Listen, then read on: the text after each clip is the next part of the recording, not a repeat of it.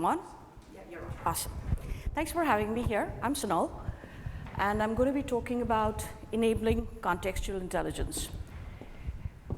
Credit Suisse did a study about a couple of years back, and they were looking at profiling different companies. And what they really said, very interestingly, is that typically a lifespan of a company used to be 60 years, and now it's shrunk down to 18 years. So what changed? Well, technology is the biggest disruptor which kind of changed the scenario. You have companies like Google, Amazon, Facebook, Apple, to a very large extent, who have used technology as the biggest differentiator in the market, and they sustain themselves and continue to grow double-digit year on year. So if technology is the biggest disruptor, how can the same technology be enabled in different organizations for them to maintain their competitive advantage and their presence in the market? Data is the new currency. And as currency goes, data is supposed to be quadrupling by the year 2026. And all the CIOs, this was, I've forgotten which source this information was from, but their take on the data is that they really don't know what to do with it. There's just so much of data. If I was to tell you, you won a lottery today, and you didn't win a very big sum, you won about $1 billion. The taxman visited you, took about 400 million, you still have 600 million left with you. And well, I told you that I'm going to give you that 600 million in cash. What are you going to do with that amount of cash? I'm pretty sure it'll fill up some X number of rooms, which you won't know what to do with. So that's where we come in. 60 to 80% of organizational data is residing in unstructured text. That unstructured text could be conversation, text, web pages, documents, PDFs, so on and so forth, emails, and all of that data is available mostly to people in an organization as reference, or it becomes anecdotal knowledge with different SMEs or at different points in a particular business process. But it's by no means available as digitized data to be actioned upon by the different organization. NLP is a technology which kind of deals with the language itself. It's got 4 different subparts to it: the understanding, the classification, the entity recognition, and the language generation. At the very basic level, NLP is nothing but grammar. Remember your high school grammar or your middle school grammar? Very boring, right? Well, that's exactly how language is interpreted and understood for it to be digitized. A simple sentence like Samsung, headquartered in South Korea, unveiled a new Galaxy phone at the Consumer Electric Show. At a very atomic level, it's broken into what's known as parts of speech. That's the red portion here. So every word in this particular sentence has to be interpreted as grammar. Is it a noun? Is it a punctuation? Is it a verb, adjective, and so on and so forth. Once we identify that, then we get into a little bit of a complexity of morphology. That if it is a noun, is it a proper noun? If it is a tense that we are talking about, is it past tense? And then we go further into the data, or rather the words, and kind of figure out, is the word an atomic word by itself, or does it have, an expanded use? It's being used as an expanded word, like headquartered and headquarter. So that's the lemma part of it. In any kind of an NLP construct, we use this technology in different combinations to create algorithms. A lot of public source libraries have been using this NLP as their foundation constructs, or different algorithms. Once we have done all of that part, we come to the classification bit. Classification is nothing but using, again, NLP as the foundation. You're able to look at a document and you're able to tell whether this document is, let's say, sports related, is it a contract, is it a patent, so on and so forth. Similarly, using classification, you're able to ascertain whether a particular sentence is positive in sentiment or negative. What happens to get to that particular point?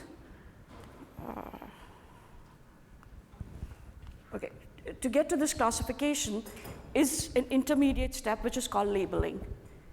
So when you get customer reviews, you get 5 stars out there, somebody has to go and say, this meant this was positive. This particular sentence meant this was negative. You can use some NLP techniques in between to enable that classification too, but typically that's what most people are doing today. Then you have the capacity where you're able to identify patterns in the text, so which is known as your word cloud, or again, it's called topic analysis. And finally, we come to NLP's biggest use, which is very, very apparent to most users today, in terms of language generation. You encounter a lot of chatbots today. That's language generation, using classification, using NLP also at the back. You use Siri, Alexa, which is using a combination of voice and text, again, to provide you inputs.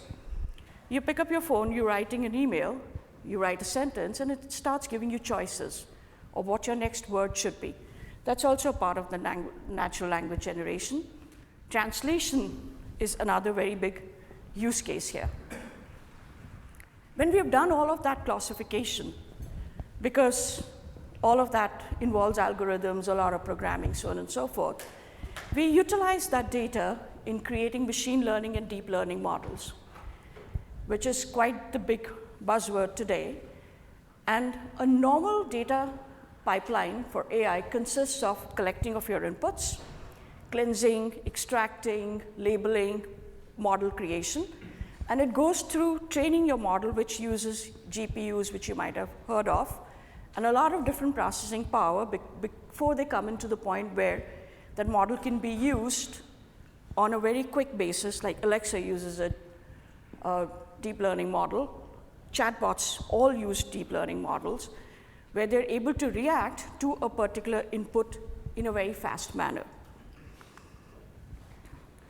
But the biggest problem in all of this still remains the data prep effort. So data prep, if I go back, was in here, the cleansing, NLP aspect of extraction, labeling, and models, et cetera. That's still manual to a very large extent. It contains a hybrid of annotation, NLP, manual, labeling. There's no contextual knowledge. If the different routines come across a word part, they don't know that the word part, is it referencing to somebody playing a part in a drama, or is it a part number in supply chain, or is it just part that's part of a whole? So that's missing. Then within the text itself, mostly you don't have relation identification.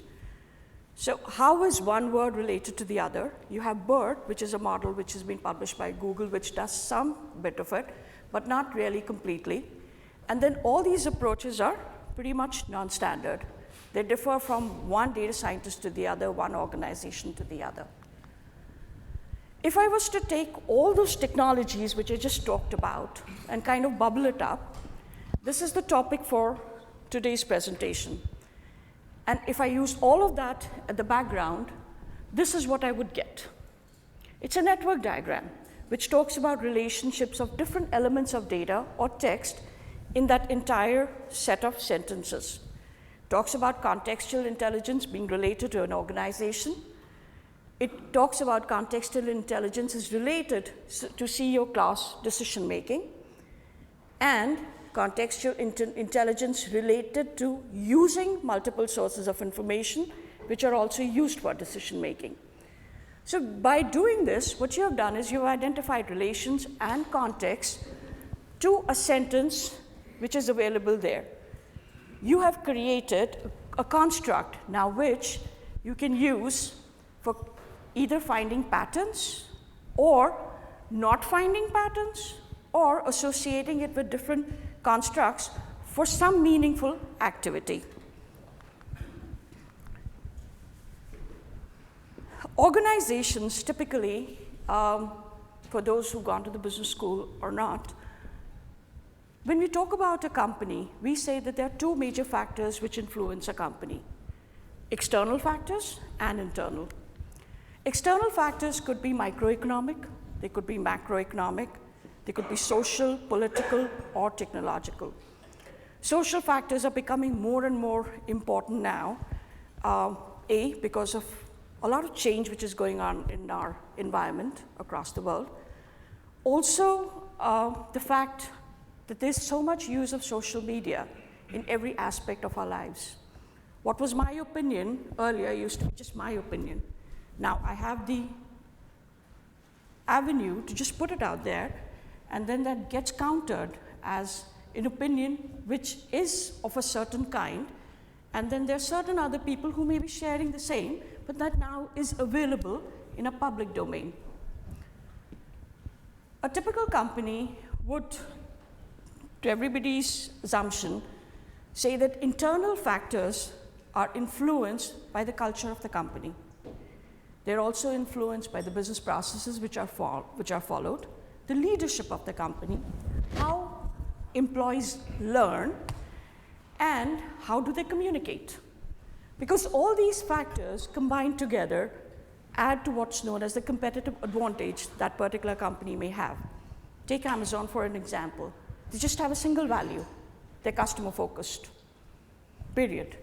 Everything for them, their planning, their operation setting, everything revolves around just simple customer satisfaction. I want to get this thing to my customer in the easiest, fast possible way and make this whole activity seamless. If he doesn't want it or she doesn't want it, they get to return whatever they don't want. It's just that, nothing more. If you look at a company, typically a company is measured in terms of its stock price, market share, and KPIs run within the organization to measure the two. You would think that is the most important part of what a company is pursuing, but that's not true. A company looks at three things on the left-hand side, which are known as actors. That's your employee, your vendors, and your customers. And all companies are extremely focused on how to have the most effective relationship between all these three actors. The higher the satisfaction that you have here, better your company is positioned in its market. I'm going to tell a little story now. I moved from an iPhone to a Galaxy Note 10 this year. It was a very big decision for me. I stuck onto my last iPhone for the last 4 years. So it was a huge decision for me, yes? Like any nice consumer, I went to the Samsung site and I started looking at the reviews. I'm a discerning buyer. I went through all the reviews and I'm clicking on that. And what I looked up out there, this is from the Samsung.com, this is what a typical customer service feedback form looks like. If I just look at it from my technical experience, blah, blah, I'm able to figure out that a lot of this information is probably sitting in a structured table somewhere, and part of it, which is the textual aspect of it, where the review is, that's still sitting in a structured table somewhere, but that's unstructured text. So looking at that, I saw very nice reviews. I went ahead and I placed the order for my phone. It came exactly in 1.5 days, pleased as a peach. But I had not timed it correctly. It was exactly 3 days before the Black Friday sales went up. And the moment I got the phone, after, I think the next day, I went to the site again, I don't know for what reason, and I saw a Black Friday deal. And the Black Friday deal was giving me the same phone, but with the free earbuds. And I'm like, okay, I need to get the earbuds. I call up Samsung phone line, and I started what's known as the returns workflow. The agent got onto the phone and said, okay, what is it that you want? I said, oh, there's a Black Friday deal. I want to exchange phones. I haven't even used my phones. Can I do that? Yeah, sure. I said, can you send me the buds? No, we're not going to send you the buds. We will send you send us back the phone. We'll send you a new phone with the buds. I'm like, why? Well, that's the process we follow. I said, okay, no skin off my nose, I'm getting free buds, right? And they're the cool ones, the white with the flashy, colors. I said, fine, I'll ship it tomorrow, and let's get it done. So what I started in that activity was the returns workflow. I started a return request. The agent determined what's the routing or what's the disposition which needs to happen. And since there was no fault in the phone, I was just returning it to get a new one, there was no manufacturing or quality impact. But if there had been, typically in an organization, what would have happened is that all this activity would have meant that somebody is analyzing returns, somebody is measuring performance, somebody is looking at the QA information, so on and so forth. Yeah? But if there was, hypothetically, something was wrong with something in the phone, in the external environment, the social environment that I talked about before, there are social media reviews which are piling up. And they're absolutely disconnected to a process which is running here perfectly. If I was measuring the process itself of returns, that's perfect, right? The guy knew what to do, he knew what not to do, and somebody is measuring all this performance, so on and so forth. All those business intelligence are working great. But what's happening out there is, because the social media, people are putting on reviews, the meter for my social media intelligence, that's actually going down. The perception is becoming red versus green. So what is that impacting? That's impacting the future sales of the same phone. So the organization engine is working perfectly, but there's an impact to your future sales. I got my new phone. I was very happy. And then I started looking at Amazon.com for other Friday deals. Curiosity got the better of me. I looked at Note 10 listed there. Amazon's got a great feature about reviews, right? They use reviews really amazingly to manage the customer behavior. Went to the negative reviews, looked at the top 20 of them. And curiosity got the better of me, took all that information, put it in my platform. And I got this information. What's basically it's telling me is that Amazon's selling the product. Amazon also ships the replacement. Everybody seems to be fine with the phone. It's a dependable phone, blah, blah, blah. But the Samsung agent who's being contacted is declining to send a replacement S Pen. I was quite shocked. Why? I didn't have any problem with my S Pen. This was the reason why I bought the phone. Why? Because I can doodle. When I talk to people, I go and explain to them what my product and my concept does. And by using this S Pen, I'm able to doodle, and then I'm able to save them and refer to it later on. So just to remind me what I talked. So I love the S Pen, and I was kind of surprised. Why did this happen? But that's what Amazon sent here. So remember when I was talking 2 slides back about social media reviews? So that was happening the Black Friday time. It was getting collected that the S Pen doesn't work. And if you look at Samsung.com and you look at the Note 10, S Pen and the use of S Pen is the 3rd feature which is being advertised, because it's so versatile and so amazing. And this is a big differentiator in the market in smartphones. So then I said, okay, let me put some hypotheticals in. I created some hypothetical information saying that, okay, probably there's a part type 3 which is wrong in the spring assembly, and maybe this part is, non-compliant. Because this part is non-compliant, that's why it's not working nicely, and it's creating issues for people. And the reason why this part is really non-compliant is because it's using a material called material B, for simplicity's sake. And this material was used for this particular part only by my OEM vendor Acme. And all this information I got, again hypothetically, assuming that I'm Samsung here, I got in all the different in the quality specifications or delivery documents. Can you go to your full slide because it's not advancing?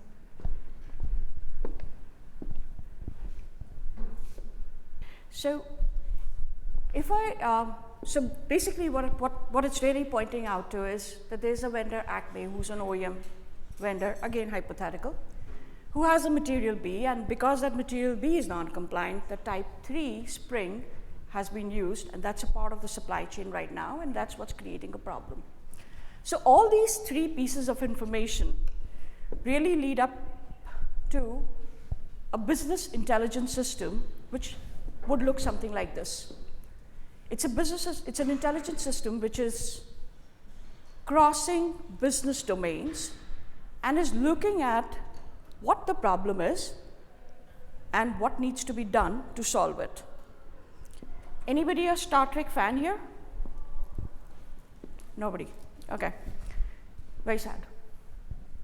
But one of the things which happens in Star Trek is everybody in that ship, whatever season you take, right, just has to speak to the computer, ask a question, and you get all the information, and then you know exactly what to do, right?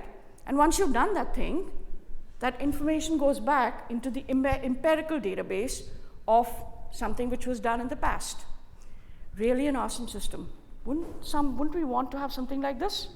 Well, this is exactly that. I gave you Star Trek. We took the text from the customer reviews, we married it together by finding associated patterns and contexts in the hypothetical quality and manufacturing reports that we got, and we married that to all the transactional structured data which exists in an organization, which is the movement of materials. Movement in terms of orders which are fulfilled for customers, and material which is yet to be shipped as an order. So if that type 3 spring exists in your inventory, not yet shipped, it's quickly put on a quarantine. That means you're not sending it to your customer at all. If it's already been shipped, you can have a mechanism of somebody contacting those customers and saying, or if that customer calls, saying that we'll just ship your replacement S Pen. Don't worry about it. We'll take care. Yeah? So the conversation shifts. Conversation is not about statuses. Conversation is, this is a problem. This is what needs to be fixed. And it does not matter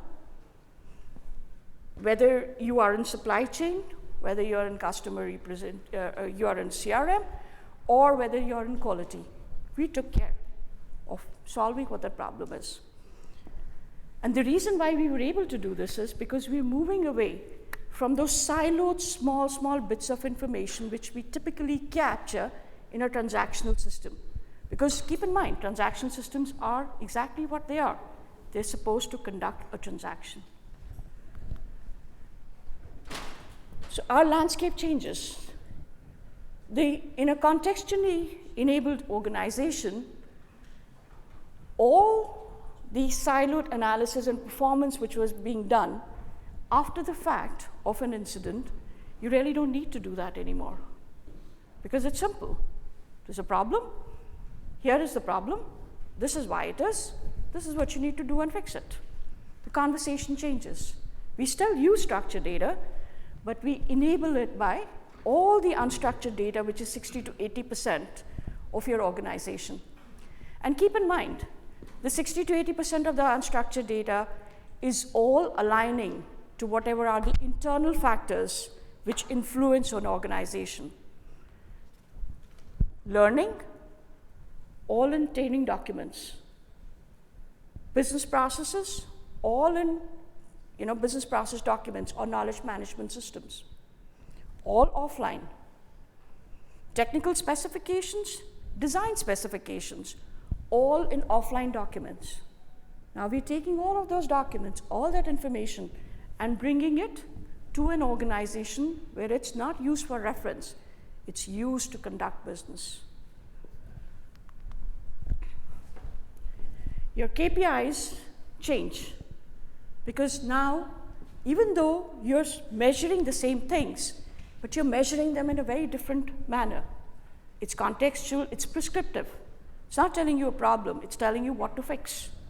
It's empowering to the organization. You have connected customers, you have connected vendors, and you have empowered employees. All the three actors which are important for the success of an organization are all satisfied. Now, this is a little geeky moment. I'm going to take you back 60 years or maybe 70, back when computers were not very actively used by people in conducting transactions. Typically, you would have a paper, an invoice, ledgers which would pass around. And we had computers coming to play. Less storage, less processing power, but we wanted to use them. So we took whatever is the minimum important information out of those documents, largely numerical, and put it in table kind of a structure. COBOL, Pascal, tables of 120 fields, so on and so forth, and started putting some text information to identify what those numerical values meant. Then we moved on to 3 normal forms, right? We wanted to create relations now. So our transaction systems became more evolved. Certain intelligence went just in that transactional system, simply in document naming nomenclature. A customer document would be C001, vendor would be V001, but somebody who's new to the organization has got no knowledge what a C or a V means. For them, it's just a number. We tried to solve that by creating metadata. Metadata is information about information, but it is still information about information. It's not talking about all the information which is in a document and was never captured. It's only available as an offline reference. So you got structured data, but what you really got was you lost context of what each and everything or bits and part was. You lost the ability to create new relationships, because relationships only existed in what tables you related, one is to many, one to one, so on and so forth. Every time a new relationship had to be established, you had to change a DB schema, which if anybody in IT is here knows what a nightmare that is. The biggest thing that there was information leak, because you're not capturing everything what's relevant. And it gave result to linear processes, one after the other. And that took away value and continues to do so in organizations. Again, refer back to all those 5 things which I just talked about, which are internal factors which influence an organization. At Articence, that's the problem we started with. We started with saying that how do I make that 60 to 80% of unstructured data is a part of regular work or business process of an organization.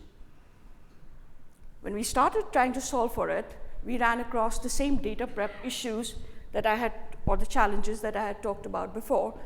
And we said that's probably the first thing that we need to solve for.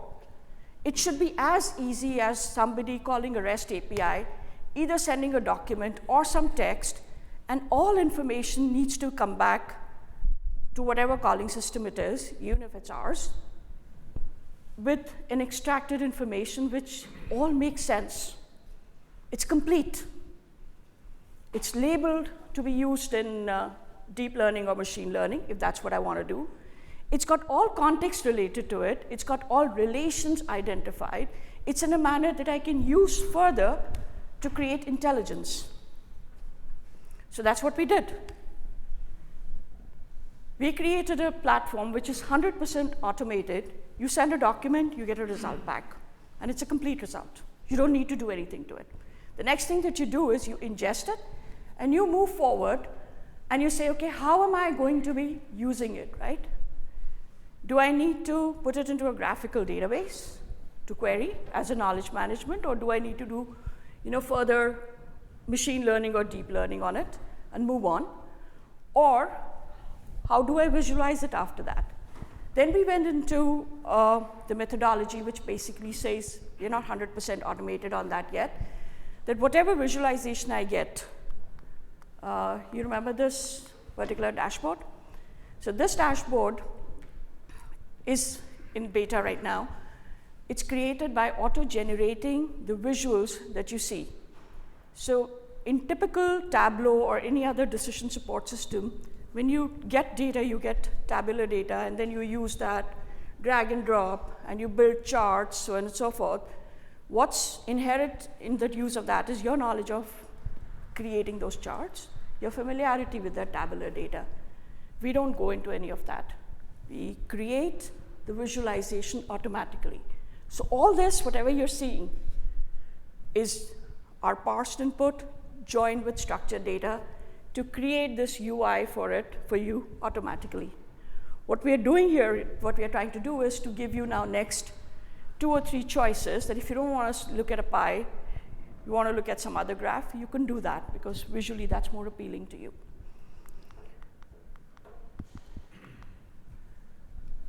Our addressable market, in the meeting before this, somebody asked me this question. For unstructured text alone, it's supposed to hit $8.8 billion just by the year 2022. Remember the data or the 600 million cache that you were trying to deal with? That's exactly what this is. It's all data which needs to be incorporated in various business decision support systems, data getting generated by even IoT. Because IoT, typically people think only in terms of numerical readings, but that's not true. There's a whole lot of unstructured text there too. These are the markets that we play in. Manufacturing equipment, supply chain, customer service, marketing management. Very nice field. This is something where you can actually look at your marketing collateral and tie it in terms of perceptions and the booking or the sales value that you're seeing. Workforce management. Think of a system where everybody's resume is kind of parsed and joined together to identify opportunities for the workforce. When you look at the opportunities in different BUs, it automatically picks you as the right candidate because you have the associated necessary experience, and at the same time, also identifies opportunities for you to get trained on. So you're not going through umpteen different training literature, et cetera, trying to figure out what's best. It looks and tells you why people are leaving, which sector are they leaving, and why they're leaving based on the structured information that you have within your systems. If you ever thought, any organization ever thought themselves to be a Bugatti. Bugatti runs 330 miles per hour. Think of a Bugatti and think of normal traditional business analytics. Linear, non-actionable oriented. That's the horse that you're putting in front of your Bugatti. We all have the capability to be that Bugatti. We have the information that we can act on. We possess the zeal to do it, and now we have the means to do it too. So aspirationally, you don't want to be this horse before your Bugatti. You just want to let it free. You want to put it in an autobahn somewhere, right? So you can drive it at 330 miles per hour. That's all. Thank you.